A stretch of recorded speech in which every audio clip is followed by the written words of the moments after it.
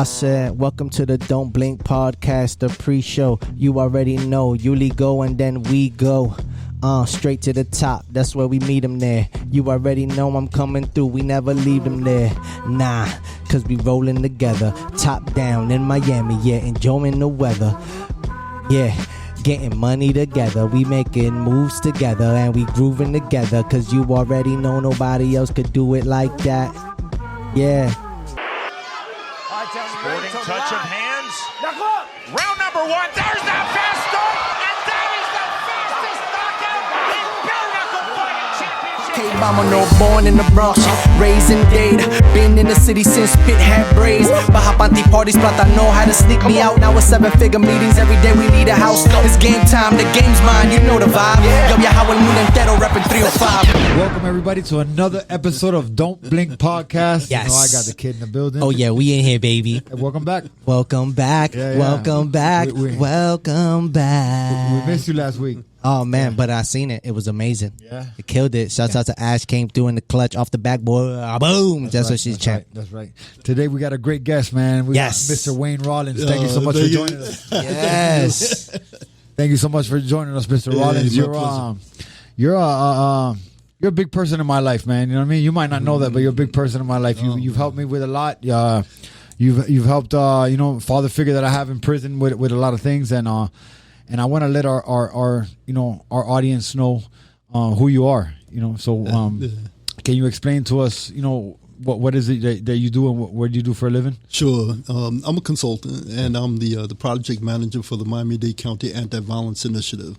So we do work in the streets, we do work in the schools, we do work in the prisons, we work basically wherever our work is needed.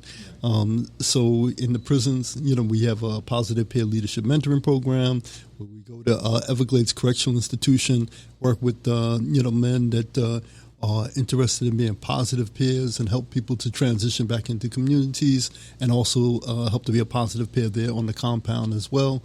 And we also have what we call reentry fears. So when a person is about to jump from prison, they're within 6 months of their release, we're coming in with housing programs, healthcare programs, job programs, and make that connection. So when they jump, they already have some things already established and set up for them so they can have a successful reentry. Okay. I remember because, I went to prison as a young man. I remember about a year before I got out, they put me in a program where they kind of teach you about bank accounts and exactly how to come back into the real world and start getting your shit together, basically. Yeah, exactly. Yeah. I want to circle back to the beginning real quick. Where are you from originally? Originally New York, Hollis, Queens, New York. Oh, yeah? Nice. Okay, nice. I was born in the Bronx, dog. I was born in the Bronx. Okay. All the flyest girls were in the Bronx. They say the craziest people in the world are in the Bronx and all of Florida. And what led you to helping people in prison and starting these programs? Yeah, I was actually in the music business, and then lost it all on a show called the American Jazz Awards, and so decided I was going to take a change in career. And so I was had a cousin that had trucks, right? And so he said, "Look, I can pay you $500 a trip up to New York and back driving tractor trailer." I'm like, "Yeah, okay. I don't have anything. I lost everything on that show." And so they said, "Okay, get a tractor trailer license." So I went to this place called OIC in Liberty City that said that they were going to pay for all my training. I know exactly where that place is at. The CDL. Yeah. So I went. I got my tractor trailer license.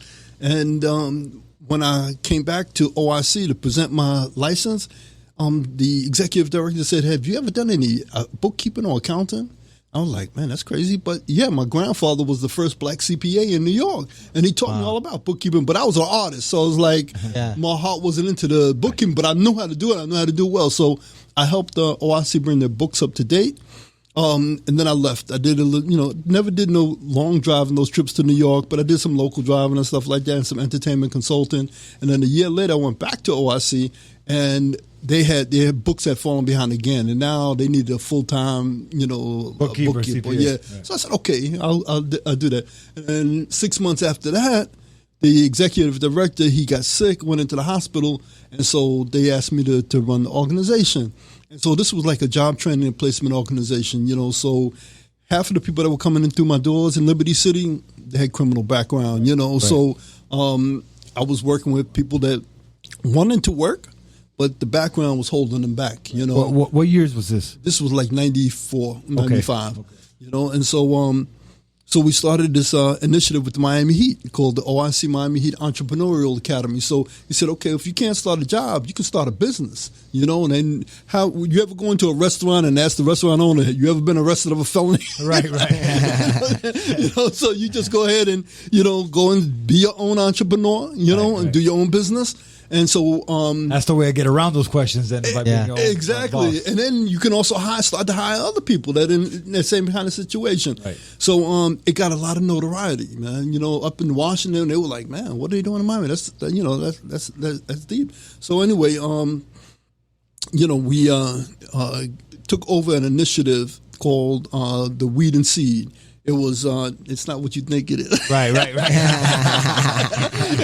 It's like weeding out crime and seeding in social and economic programs, right? And they asked me to be the director of that. And so I took that over and went to the top. You know, we were like out of 300 weed and seeds in the nation, we were like number one, you know, and so. Especially in that time in Miami it was a rough time. Yeah, it was getting hectic. So. And we saw a lot of success. We had a 75% reduction in homicides in Liberty City during that time, you know. So, you know, the Justice Department was starting to send me all over the country, you know, to train others how to do what we were doing. And so I said, you know what, you know, I can't make two salaries. I can't double dip. I can't get paid from the Weed and Seed grant and the consulting work. So I said, you know what, let me just drop the grant and I'm just going to be an independent consultant. So since 2002, that's what I've been doing. That's awesome. That's awesome. I want to circle back real quick. What brought you to Miami from New York? Entertainment. I was. Now y'all gonna laugh. Don't laugh, okay? And I see you look right there already laughing. That's rule number one. I'm getting the laughing out the way. You know, you say don't laugh. That's the first thing somebody's gonna laugh, right? Don't touch the cookies. Give me the cookies. So when I was doing shows and stuff up in New York, it was like so you were an artist. I was an artist, a performing artist. So then. It came to me that, like, you know, the money is not being an artist. It's behind the scene. Right. Yeah. The producers, the directors, the managers, you know, all of that. So I said, okay, well, you know, why not learn about how to do that? And so I applied to work at all of the record labels in New York. Everybody from CBS, Warner Brothers, you name it. I couldn't get a job, man. I was like, dang. So there were two schools that had the business of music as a major. And so it was University of Miami and North Texas State. I'm still here in Miami. Yeah, that's awesome. That's awesome. And what would you go by? What was your artist name?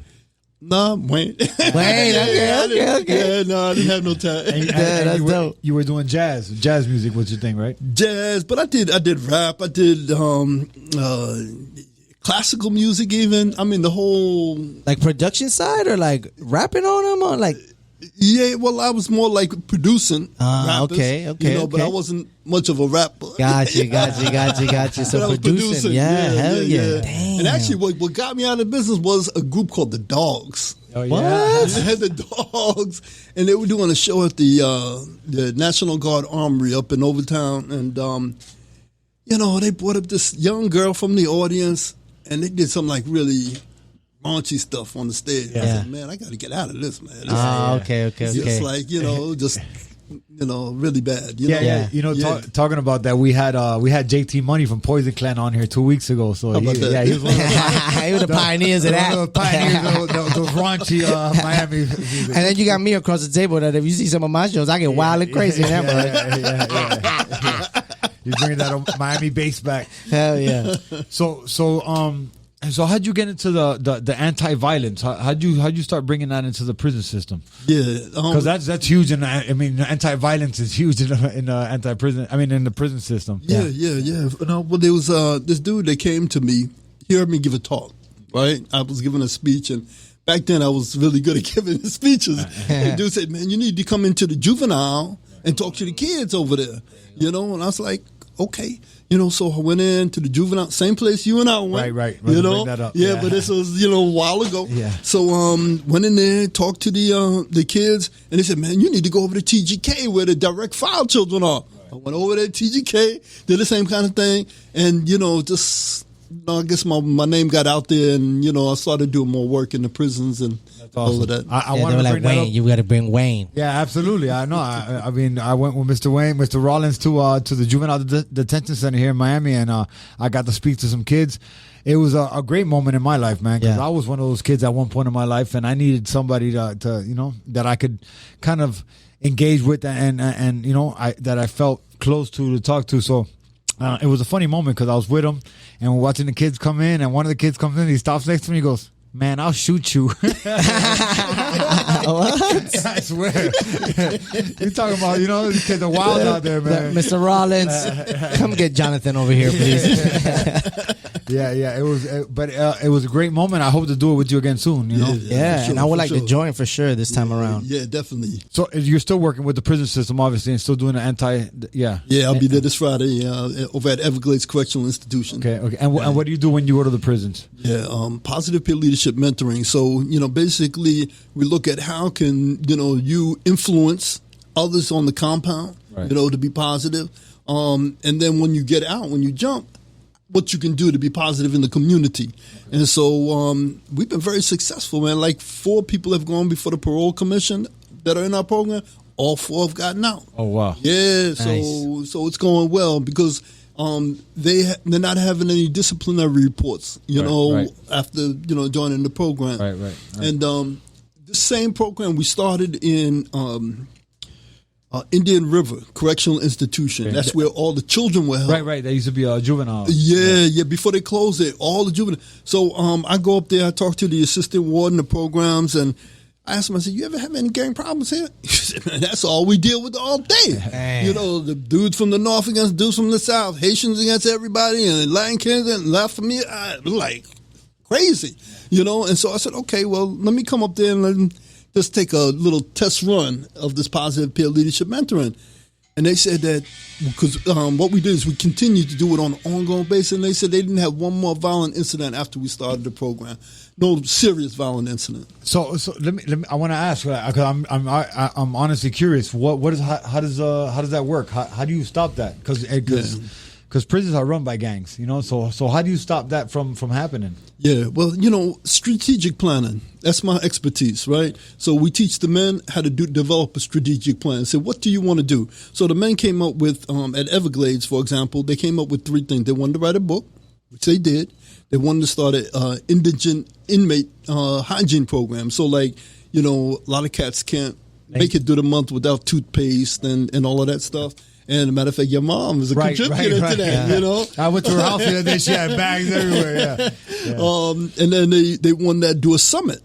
The anti-gang summit. Right. Is that where? prison. Yeah. Right. Where because I think he's supposed to come in and rap because they're bringing perform, in perform. They're bringing performers off the street. Okay. Yeah. How about that? Yeah, exactly.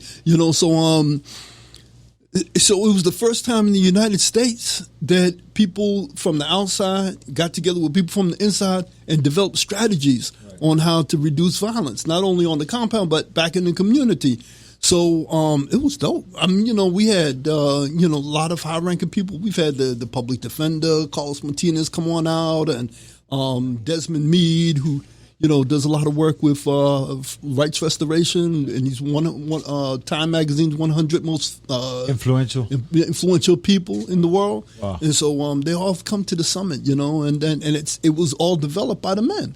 It was part of their strategic plan. Okay, so how does it work? It works by you get an initiative like, okay, we're gonna give you this. You're gonna get a summit. We're gonna get to speak to you. You're gonna get to write books. But if you mess up, then we're gonna take that. So it's kind of a give and take how it works. Yeah, exactly. All right. Yeah. All right. So they're like, damn, we want to keep this. So if we mess up, then we ain't gonna get the summit or anything that comes with it. Exactly. Okay, I understand. Okay, yeah, that'll keep some people straight because in prison you ain't got nothing. So a little bit they give you, you want to try to keep it. Yeah, exactly. All right.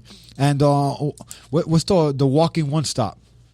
Walking One Stop, man. I tell you, in 2008, Uly, we did an anti-gang summit in the community, another summit. And we brought together 175 experts from around the country to look at some of the emerging gang problems in Miami. And so one of the things they recommend is putting one-stop social and economic centers in all the areas where there are high incidents of gun and gang violence. So in 2008 was the housing bust, man. So the Miami-Dade County had no money to, build these centers and staff them and equipment and all that. So I said, by the grace of Allah, let me bring that one-stop center to the doorstep of the people in the problem areas.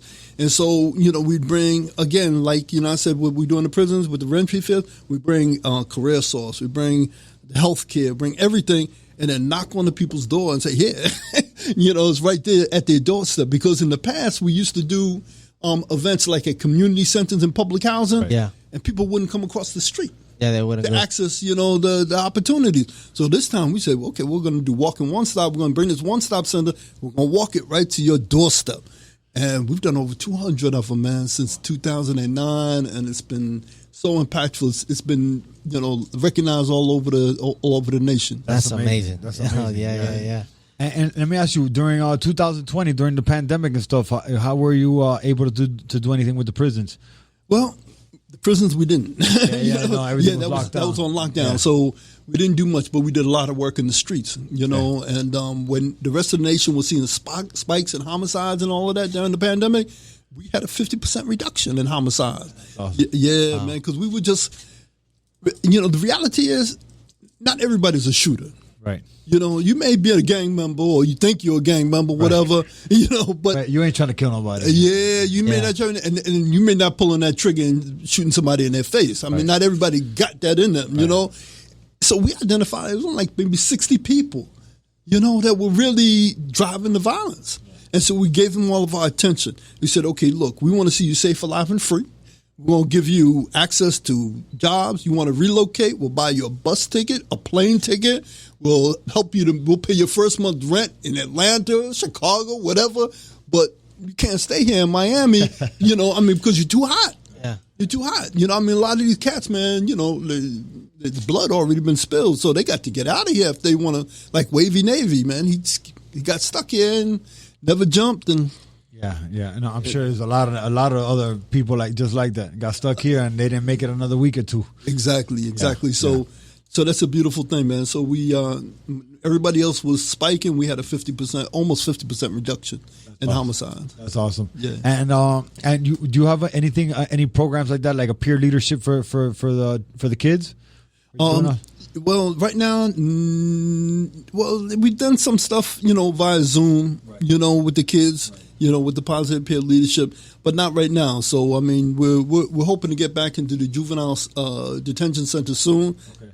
You got an invitation. Yeah. I'm looking forward to it. For sure. Yeah. So for right now, for the rest of 2022, what is Mr. Rawlins, what is he closing out with it? Well, we got a couple of interesting things. You heard of Shot Spotter, right? Yeah. Yeah, when you shoot, something goes off. Whenever a gunshot goes off, they detect it and they pinpoint where it is. Yeah, they put that all over Wynwood now. I just watched in the news not too long ago. They were showing that. Okay, so it's like usually a law enforcement thing, right? But we say, no, let's use this to help the people. So if we know where the shots are going on, we bring the services to those areas. We bring the walking one stop to that area. If we have a client that's in the area where shots are going off, we have social workers, right? Social workers call the client and say, yeah, how you doing? Everything okay? And so we do it for good, not for harm, Right. Of course. And let me ask you, Mr. Rawlins, have you ever ran into like a kid that you helped like in juvenile and you'll see him in the adult prison too? Adult prison, yeah. I mean, because some of them, when we meet them, it's the ones that you met, right, in the juvenile, they were all pending direct file. Okay. Which means that as soon as they turn 18 or 17, they're going straight to adult. You already not even turns 18. Right, that's even if you 15, 16, whatever, and the state says that you're an adult based on the severity of the crime, you're going into the adult system. They won't put you with the adults, but you are in the adult justice system. Right. Yeah. And so we've seen children, go. And I hate it, but we've seen them go from juvenile into the adult system. Yeah, man, it's definitely a hard thing to see. Kids go through that. Especially like I said, I was a kid in the system too, and then once I went over there as an adult, like man, it's crazy. It really is. So you say you're going to Everglades again this Friday? Yep. Right back. He's right back at it. and what's going on this Friday? You just go over there and speak to people? Yeah. So the last summit that we did, they came up with the idea of doing a youth summit in the prison with the adults. Yeah. With the same kind of direct file children and whatnot. So we're planning for that. Okay. So it's going to take place in June or July, and so we're going in and planning. So the men been working on it for months, and so we're getting close to. That's awesome. So let me ask you, what does the summit consist of? What does like that mean? The summit? Yeah, basically we look at what can we do to solve the problem. So we're going to make the beginnings of a strategic plan at the summit. So like come up with some goals, come up with some objectives, because the strategic plan, you have to have a vision, mission, goals, objectives, tasks, timeline, who's going to perform, how you're going to measure the success, and so we put all that together. And the summit's kind of like just the starting point, the organizing point for developing a strategic plan. That's how I see your strategy working there, as you were telling me. That's it. And do you work hand in hand with Tallahassee, or is it more with like the county in Miami? Mostly with just the county, but sometimes actually they came down and they did like a statewide task force. And I presented what we're doing down here for them. So they said they're going to come back with something, but Okay. Have you ever had to be like in court for somebody that you've helped all out? All the time. Yeah. All the time. I know I've called you for help a couple of times. We make those calls. We write those letters. We show up, Yeah, that's awesome. And that was almost going to be like my next question. For everybody watching, like how can they help? Like if anybody that's watching this podcast, that wants to help, how could they help? Yeah, just hit me up, 305-776-8566. Say it again. 305-776-8566. That was a beat. You got that right? Hey, when you edit this, you got to put it right here. Hey, when you edit this, you got to put that right there. Remember, right? Yeah. Mr. Rawlins, if you had, what we got a lot of young people that watch this show. What can we tell them? What can you tell them to so we can try to keep them in that path, so you don't have to see them in Everglades? Yeah, man. Losing your freedom, man, it's a terrible thing. Right, and so reach out to somebody. A lot of cats grow up with no father in the house. So they're raised by the streets. And it's tough. It's really tough, but. You got people that are trying to help you. You got Uly and my brother here. So myself, we're here to help you. So if you're listening to this podcast and you want some help, reach out to us. We'll be more than willing to help you, man. One cat in the prison at one of the summits, he said, "Man, I just needed somebody to call me, once a week for 5 minutes, just checking on me. That's all I needed." That's all I needed, and he was doing he did 30 years for murder. Damn. Wow. And he said that it could have all been prevented just by somebody checking in once a week for 5 minutes. Yeah, I know. So all of our social workers, I tell them, make sure you check in with your clients all the time, Yeah, I remember when I was in prison, I was getting out, they would tell you, hey man, whenever you feel like doing something crazy, you think about doing something crazy, repeat your DC number to yourself and it'll keep you straight. You're like, all right. Yeah. And I know you're raising some young men at the house, so I know you got them, they actually, you're that window of like, man, look, I see what it is on this side. You guys don't want to be there. Yeah, exactly. Exactly. Yeah, I got a son that's going to be 25 and I got a 9-year-old, so I got to keep them in line also. Yeah, I was like, almost like surprised when he said that he was like a musician. I was like, damn, I thought he was a basketball player. Damn, they could dunk on him. I was part of the Harlem Globetrotters. You know what I'm saying? Mr. Rawlins, what is what is it? Ummah Futures International? Yeah, that's my company. That's your company. Yeah. What do they do there? Strategic plan. Okay. That's the umbrella right there. And the reentry task force is, like you said, is the program to teach you when you leave prison how to reentry into the normal world, right? Exactly. A big part of this show, Mr. Rawlins. We've had 71 shows so far, 72 shows around there, and every guest we ask this: do you believe in aliens? This is where we get silly on the show now. Well, I'm Muslim, so I believe in Malaika, which some call angels. Okay. And I believe in jinn. Some people say ghosts, right? But it's not ghosts. But it's the creations of Allah. The angels are made of light, and the jinn are made of smokeless fire. And the devil, Shaitan, is a jinn. So I believe in that. Aliens, there's a saying in the Quran that says, kun fayakun. Kun fayakun. Allah says, be and it is. So what if he wants to create? He just says, be and it is. Right. So people say well, how could Adam be born without a mother and a father? Kun fayakun. Allah said, be and it is. Just... so aliens, if Allah wills, I've never seen one. Right. That's it. That's all you have to say. No, straight there. I just came back from South Beach. Oh, yeah. There's a couple out there. A couple aliens out there with fake butts. Yeah. You know what? I've never seen one myself either, but I've always been into it as a kid, into these mysterious things like the pyramids and all this. And I always tell everybody the same thing. You watch all these shows and they explain everything well, but when the show ends, you still don't know if they exist or not. Yeah, but you haven't seen nothing in the air or nothing. You know what I'm saying? Yeah. Let me tell you, when you walk inside these prisons, you might see some aliens in there.